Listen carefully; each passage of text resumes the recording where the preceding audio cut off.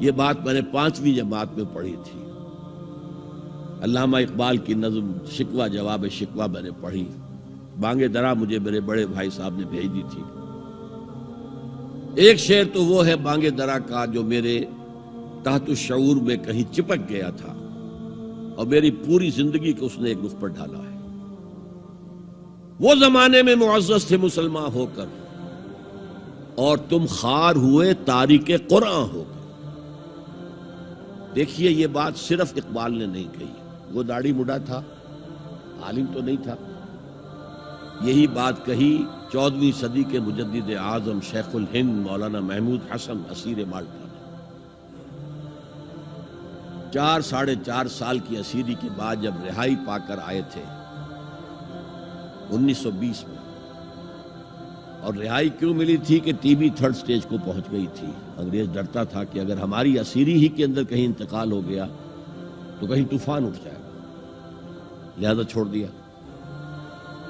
دیوبند میں ایک جلسہ منعقد ہوا اور وقت کے سارے بڑے بڑے علماء موجود. اشرف علی تھانوی صاحب موجود, شبیر احمد عثمانی صاحب موجود, مولانا حسین احمد مدنی موجود, ہمارے جو پاکستان میں مفتی محمد شفیع صاحب موجود. اور انہوں نے یہ واقعہ لکھا ہے اپنی کتاب میں وحدت امت میں کہ شیخ الہند نے کہا کہ ہم نے تو اپنی 4 سالہ دور اسیری میں جتنا ہی غور کیا ہے, ہمیں اپنے زوال کے 2 اسباب نظر آئے ہیں.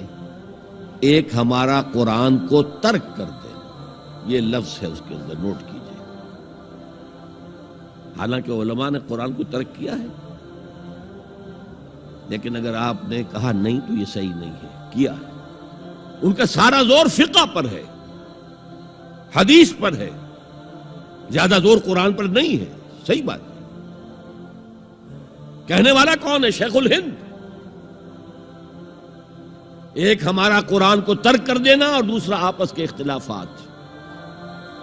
اور مفتی شفیع صاحب نے اس کے اوپر پھر یہ گرہ لگائی کہ حضرت شیخ نے جو 2 باتیں کہی تھی حقیقت میں ایک ہی ہے. ہمارے اختلافات بھی اسی لیے کہ ہم نے قرآن کو ترک کر دیا. تو یہ ہے ایک شعر جو میرے ذہن میں چپک گیا تھا. پھر قرآن سے اللہ نے جو ایک مناسبت دی ذہنی قلبی, اللہ کا شکر ہے, اللہ کا فضل ہے. دوسرا شعر وہ ہے کہ وقت فرصت ہے کہاں, کام ابھی باقی ہے, نور توحید کا اتمام ابھی باقی ہے. پورے کرہ ارضی جب تک کہ توحید سے جلوگر نہ ہو جائے اور اسلام کا ڈنکا نہ بج جائے, اس وقت تک حضور کا مشن مکمل نہیں ہے. حضور حوالے کر کے گئے تھے امت کے. خطبہ حجۃ الوداع میں آپ نے سوال کیا الا هل بلغت, اور 1.25 لاکھ کے مجمع نے جواب دیا انا نشهد انك قد بلغت الرسالة واديت الامانة ونصحت الامة وكشفت الغمة.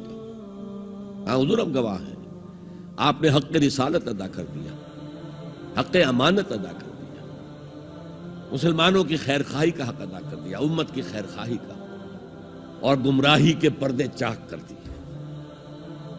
3 دفعہ حضور نے سوال کیا, 3 دفعہ جواب دے کر پھر آسمان کی طرف نگاہ اٹھائی اور انگشت شہادت سے اشارہ کیا اور پھر لوگوں کی طرف اللہم اشہد اللہم اشہد اللہم اشہد, اے اللہ تو بھی گواہ رہے, یہ مان رہے ہیں کہ میں نے پہنچا دیا. اسے میں کہا کرتا ہوں سائی آف ریلیف. کندھوں پر ایک بہت بڑا بھاری بوجھ آ گیا تھا, بہت بڑی امانت تھی قرآن. اس کے پہنچانے پر کیا کیا تکلیفیں اٹھائی ہیں. پاگل کہے گئے, مجنون کہے گئے, شاعر کہے گئے, ساحر کہے گئے, مسحور کہے گئے, کیا نہیں کہا گئے. اور پھر جو مارے کھائی ہیں, جو 3 سال کی شیب بنی ہاشم کے اندر اسیری تھی, جس میں کھانے پینے کی چیزیں گھاٹی میں داخل نہیں ہو سکتی تھی. ہماری جیلوں میں تو آپ کو کھانا تو ملتا ہے, وہاں تو کچھ نہیں تھا. پھر طائف کا پتھراؤ یاد کیجئے, پھر مکے سے نکلنا اور 3 دن رات ایک غار میں چھپے رہنا. پھر مدینے کے اندر آپ کو معلوم ہے غزوہ بدر آ رہی ہے, اس میں 70 اگر کافر مارے گئے تو غزوہ احد میں 70 صحابہ شہید ہوئے, جن میں حضرت حمزہ بھی ہیں. 3 رشتے ہیں حضرت حمزہ سے حضور کے, چچا بھتیجا, سب کو بس یہی معلوم ہے. چچا بھتیجا، خالہ زاد بھائی، دودھ شریک بھائی، اور عربوں میں دودھ شریک بھائی حقیقی بھائی کے طور پر ہوتا تھا. اور ان کی لاش سامنے آئی ہے کہ ناک کاٹ لی گئی ہے، کان کاٹ لیے گئے ہیں، اور پیٹ چاک کر کے کلیجہ چبایا گیا ہے. یہ سارے بوجھ اٹھا کر اگر وہ حق تبلیغ ادا ہو گیا، اے اللہ یہ مان رہے ہیں، تو بھی گواہ رہے. اور پھر کیا کہا؟ فَلْيُبَلِّغِ الشَّاهِدُ الْغَائِبَ. اب جو یہاں موجود ہیں ان کا فرض ہے کہ ان کو پہنچائیں جو یہاں نہیں ہے. اور یہ ابد الآباد تک کے لیے، قیامت تک کے لیے ہے. انا آخر المرسلین وانتم آخر الامم.